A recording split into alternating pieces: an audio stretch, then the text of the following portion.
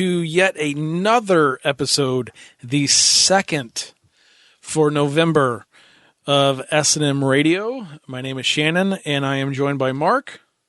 How are you? Good, good. Thanks for being on the show, Mark. Thanks for having me again. It's always a pleasure. So we're continuing for whatever reason, November has become the month of the vampire on this show. Actually, you know what we should have done was we should have talked about there is a Thanksgiving-based or a Thanksgiving-themed horror movie. Oh, man, why didn't we do that? Thanksgiving. Thanksgiving. Yeah, that should become a family tradition for everybody. You eat turkey, and instead of turning on football, you watch Thanksgiving. No, there has to be some sort of killer turkey involved, I would assume, right? Or is it a? It's a turkey. Pilgrim? Yeah, it's a turkey. It's a turkey. Okay. All right. No, hold on. You're onto something. Killer pilgrims. That would be pretty cool. They somehow got frozen in an iceberg, like Encino Man, and they wash up on shore at Plymouth Rock. I love it. Thaw out and go and kill everybody in Philadelphia. That is absolutely that's an absolutely great horror movie concept. Yeah, we got to write the script for that for sure. And just so everybody knows, we're recording right now, and this is going out. So if like next year that movie comes out, you better hope that you started writing it before today. Yeah, no kidding, man. So if there's any Killer Pilgrim films, after November 2014, we're gonna be looking into it. That's for sure. Killer Pilgrims. That's pretty cool, man. I think that's a pretty awesome idea. I didn't even think we were even going to go like anywhere remotely in that direction. That could be a great idea. I'm going to throw all my notebooks away with ideas in them and just start a new one. Killer Pilgrims.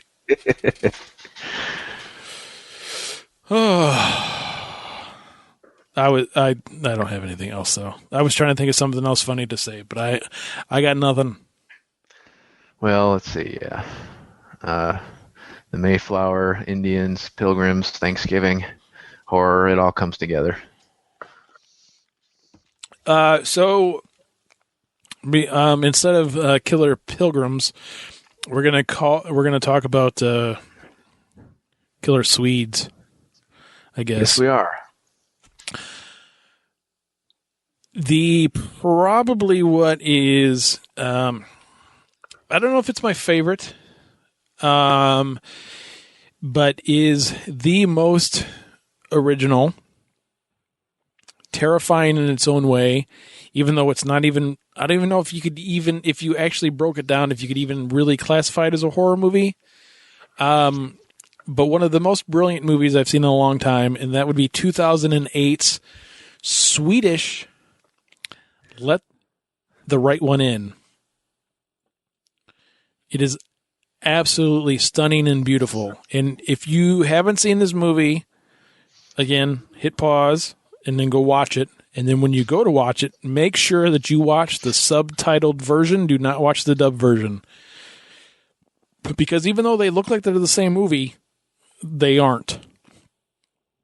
The original movie is a Swedish movie, and which I don't even understand how, when you're transcribing it to English, whether you dub it or it's subtitled, how the translation is different, but it for some reason is. Is it that different? I did not know this. This is all new to me. Yeah, the second or third time I watched the dub version, and I was like, oh, it takes away from it. And I think partially part of the reason why it takes away from it is because you're distracted from the voice not matching the lips, probably is part of it. Yeah. And I'm not that big of a foreign movie fanatic. I mean, I do like foreign horror movies. There's There's a few other foreign horror movies that are fantastic, but this is definitely one of the better ones, and definitely one of the better vampire movies of all time. Oh, I couldn't agree with you more. Yeah, and Yeah. and what's even weirder about this one? So our last episode we talked about Fright Night, which contains a lot of the classic vampire lore, and this movie, while it still contains some of the classic vampire lore, it completely and totally breaks away from what you're used to seeing as a vampire story.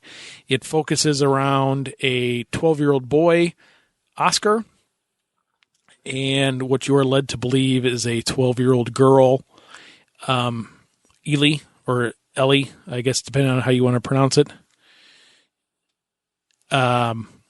who, is revealed to be a vampire, which you're never really given any indication in the movie as to how old she is. But the movie starts off with, first of all, it starts off with Oscar being picked on at school. Who in the movie, Oscar is this little, weakling of a boy who lives in what I guess you would assume to be the projects in this little town in Sweden. Lives alone with his mother, who's divorced. His father lives somewhere else. His father's in the movie a little bit, but they don't really give too much inkling on to who his dad is.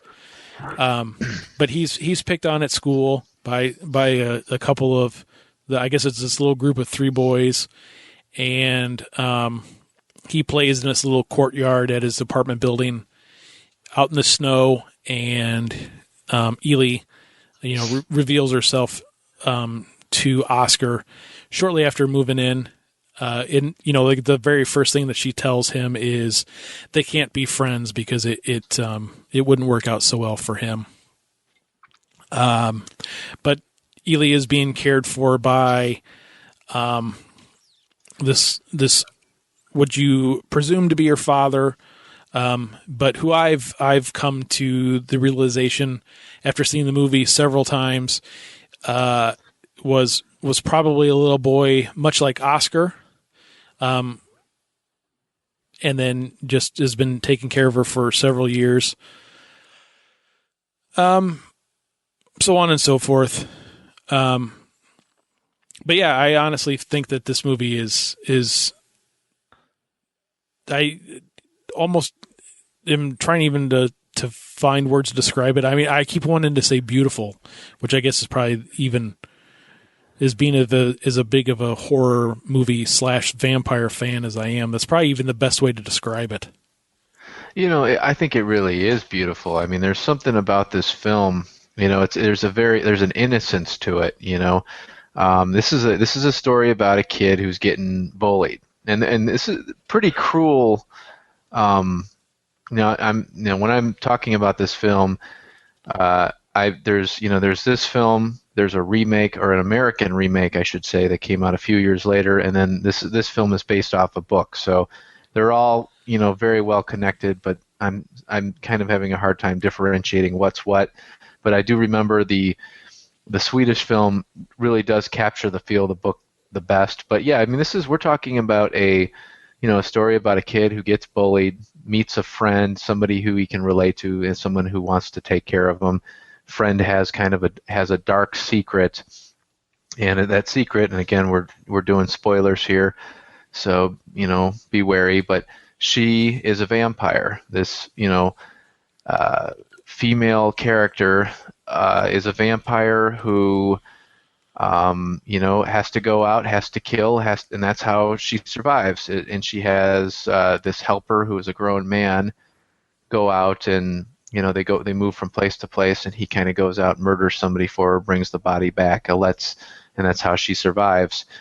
But yeah, it really is a beautiful film. It's a very well done film. To me, this is probably, when I saw this movie, it was horror movies nowadays, to me, I just don't think there has been much, quality in horror films recently. It's, they all kind of follow trends, and this one kind of came out of nowhere, and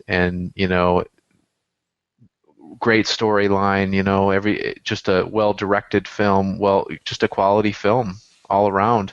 But yeah, like you said, I mean, when you say beautiful, a lot of people today would think, beautiful plus vampire equals Twilight, and this is so beyond that type of, that kind of cheesy teeny bop story. This is there's such more depth to this story.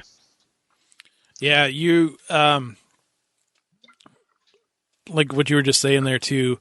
So last episode we were talking about Fright Night, and we were talking about how kind of campy and um, comical that movie was. Whether, I mean, some of that was intentional, but some of it wasn't. This movie, which when you're talking about true, in this day and age, I mean, when you were in the '80s and stuff, yeah, horror movies were campy and cheesy.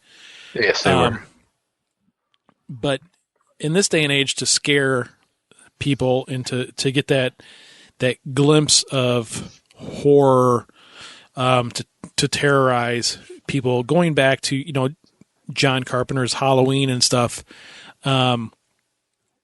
There's no comedy at all in this. I mean, there is not one moment in the movie where you're like, that was funny.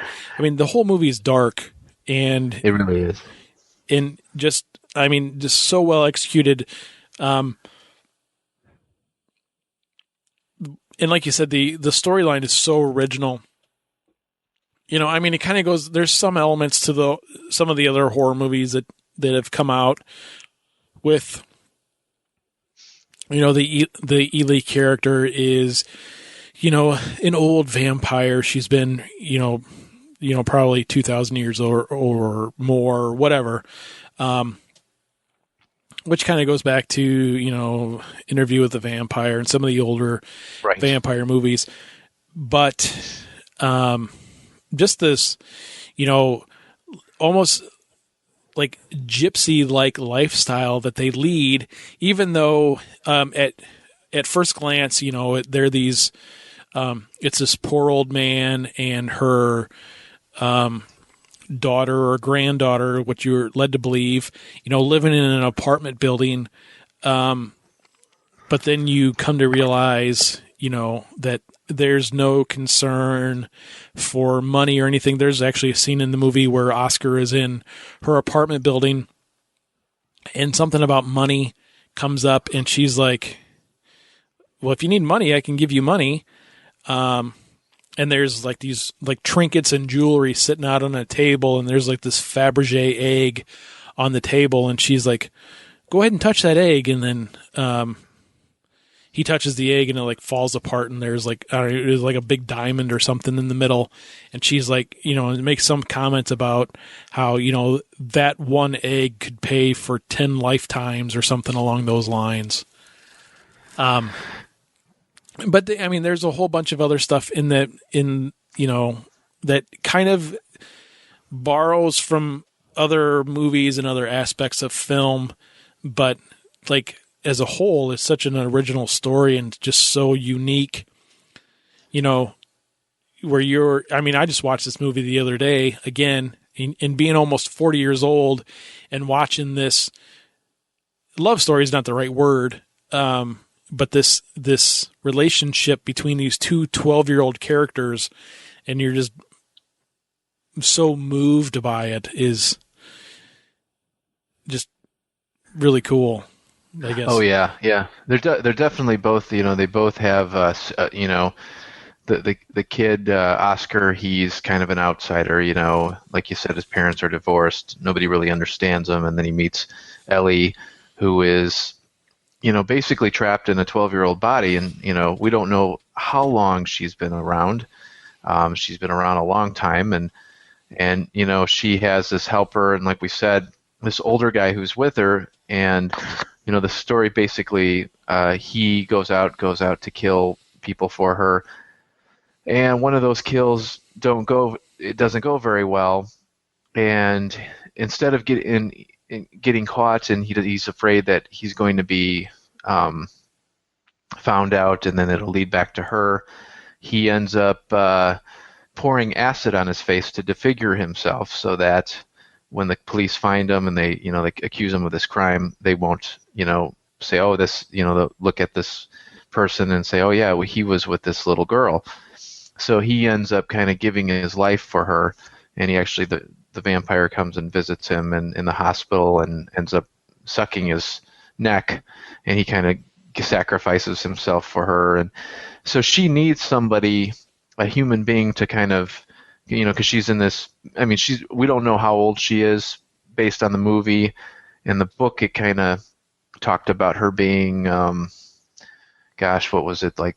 It seemed like it was like in, like almost like the Middle Ages, the way they described her character and the environment she was in. But she needs somebody like an adult figure to kind of help carry on the facade that she's this kid, because she can't obviously go and rent an apartment by herself or what have you. So she needs these people, and it kind of goes into the title of the film, Let the Right One In. She needs to find people who she can trust and who will be there for her, and she can, at the same time, protect them and be sort of their, almost like a guardian angel in a way, and that's kind of with Oscar's character.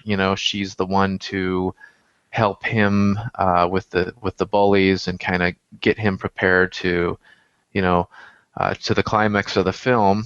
I don't know if we there's a lot that goes on from now and then, but in the climax of the film, he's one of the kids gets he ends up defending himself against one of the kids, hurts the kid's ear, and that kid's older brother, the end of the film, real finds out that he did this to him, and is basically telling him, okay, I'm going to drown you for what you did, and you're going to have to hold your breath. And that's when Ellie comes in to save him at the end and again goes back to that whole guardian angel thing. But yeah, it's a really, really good film. I honestly, when this one came out in 2008 and the book came out in '04, and I can't think of another film, at least a horror movie, that really captivated me like this film, especially in the 2000s, in the recent years. It's kind of a standalone to me. Yeah. Excuse me. And so you're talking about the pool scene. Oh yeah, great And scene. I think in the movie, I think they referred to it as the bathhouse for some reason. It's probably just like a Swedish thing. Gotcha. But yeah, that goes back to well, just to jump back even earlier. So one of the things, like you were talking about, so this guardian guy that's living with her, he goes out and he kills these people for, well, occasionally he would fail, and she would have to go out and take care of this stuff on her own. And one of the scenes in the movie and in the book there was this couple that lived in the same building that they lived in and Oscar lived in. And she was out hungry one night, and she went to go and feed on this one, the lady in the couple. And the guy came and caught her like in the act of feeding, so she didn't like kill the lady. And so again, going back to the classic lore of vampire films, this lady went to the hospital to be treated for this neck bite, and was turning into a vampire overnight. And then the following day, she was like, open the curtain, because she knew that something was going on, and the sunlight drenched the room, and then she burst into flames because of that. Yeah. But the other thing that really that they kind of like alluded to a couple of times in the movie, which is one of my favorite aspects of this movie, was when Ely was feeding. And you might have to try to remember this, because I didn't notice this the first like 4 or 5 times I watched the movie. But when she was actually feeding, they would do these like little close-ups of her face, and whether it was like the scene where she was licking the blood off the floor that Oscar had dripped from the cut on his hand, or a couple of the other scenes, but she would look up and it would be this just like old decrepit lady's face. And then she would go back to feeding a little bit and then come back up, and then it would be her normal face again. I remember that. That's right. I don't think that was in the American version. I No, could be wrong. yeah, I don't think it was either. And I remember but that like creeped me the hell out. Like when I finally noticed it, I was like, oh my God. Yeah. But that pool scene again goes back to the whole thing where you, again, it's these two 12-year-old characters. You have no idea what's really going on.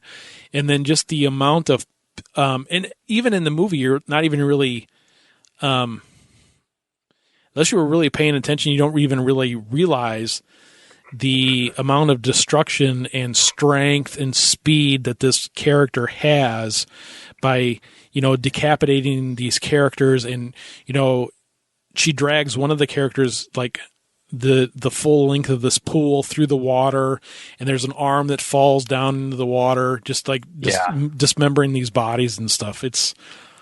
She's definitely superhuman strength throughout that whole scene. And then, like you said, then she pulls Oscar out of the water, and she's got blood on her face, and she's this little girl, and they do this little embrace, and you're like, oh, that's sweet. Great, yeah, that's a great scene. It's just that whole hey, I'm here for you, and she just kind of saved him. Goes back to like that sort of whole guardian angel thing. Another aspect of this film I thought was interesting too was, one of the things in vampire lore, and we kind of talked about that, last time with Fright Night, is in order for a vampire to enter your home, it has to be invited by the owner, and so, or the resident, and so there's different scenes in this film where she wants to come into Oscar's apartment, and she's like, you have to let me in, or you have to invite me, and he kind of tests her on that in one scene in particular where he said, well, what's going to happen if you don't? And, we've never seen that, I don't think, in a film, at least that I can remember, of what happens when a vampire just pops in your house without being invited in. And so he tests her, and he says, well, why don't you just come in? I'm not going to invite you, but, what happens? And so she just comes in without him inviting her, and then it turns out, during that scene, basically what starts bleeding from, I guess from everywhere, like her whole, from her pores, from her eyes, from her nose. And so it kind of basically leads you to believe that, she's going to die if he doesn't do something. And I thought that, going back to this being like a beautiful kind of touching film, he sees that, she's bleeding, she's dying, and then he kind of freaks out by that, and he's like, oh, no, I let you in, I invite you in, please come in, and embraces her, and but I thought that was kind of interesting because I don't recall another movie where they actually show that, what happens. So that kind of fits in with the lore. Yeah, I don't remember if there's ever been another movie that's done it either.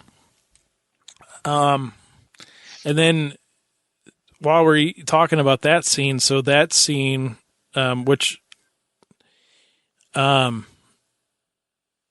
that before or after the bathhouse? I think that was after the whatever it was.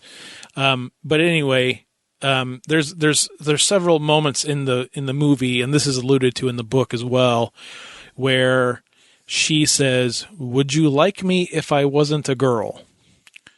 And you're kind of led to believe that she means, for some reason, that her being a vampire means she's not a girl.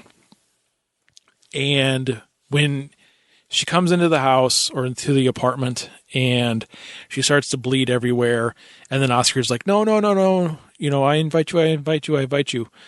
And then, again, which they did several times in the movie, they do this weird, kind of awkward hug. Yeah. But he then, he's like, well, take a shower and then you can wear one of my mom's dresses. And so she bathes and cleans up, and which comes in to play in a couple of different times in the movie too, where he's kind of like, "You smell funny." But anyway, so she goes and showers, and she's like dressing, and he's playing this record and like dancing around, and for whatever reason the bedroom door or whatever, the bathroom door or whatever, is open a little bit, and he peeks in and he sees her like putting on the clothes, and you see this shot of her crotch, and she doesn't have a vagina, she doesn't have a penis, but she has like these like scars all over, which makes you wonder, did she have a penis at one time and it was removed, or did they sew her up, or what's the going on there?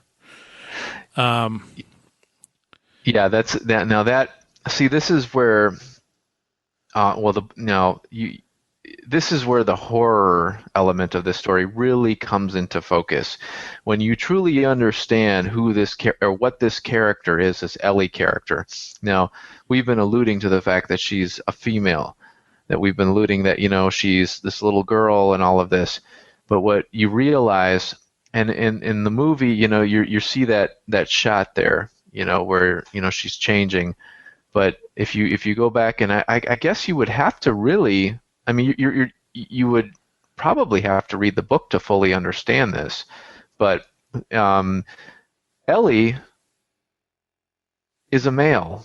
That is a male character, and what happened, at least in the books, in the story of the book, which this movie, the whole like you said, where, she says, would you still like me if I wasn't a girl? And the reality is she wasn't. She's sort of like a nothing right now, because she was, according in the book, she was castrated by a head vampire.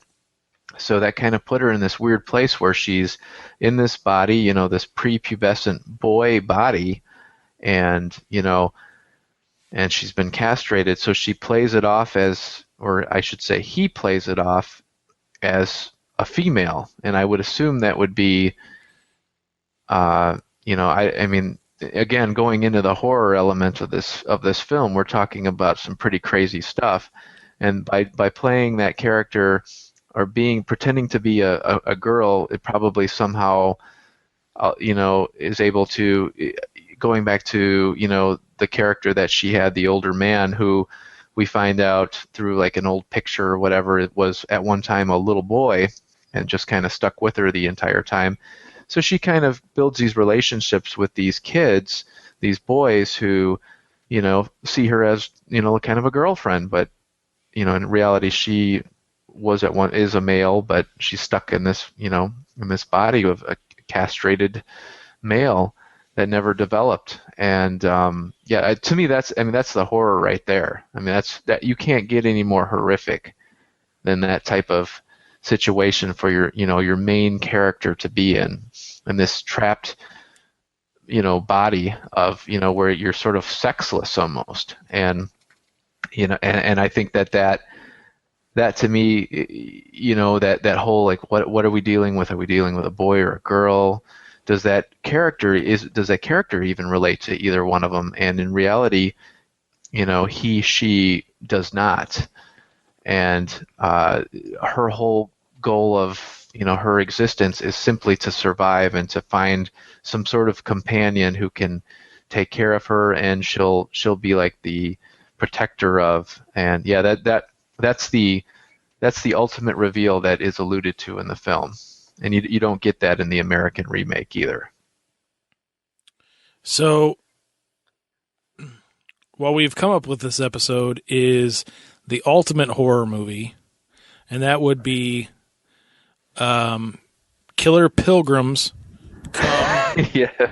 to the country and overtake your town, and then you're not sure if they are girls or guys. That it would be terrifying. Can you imagine that?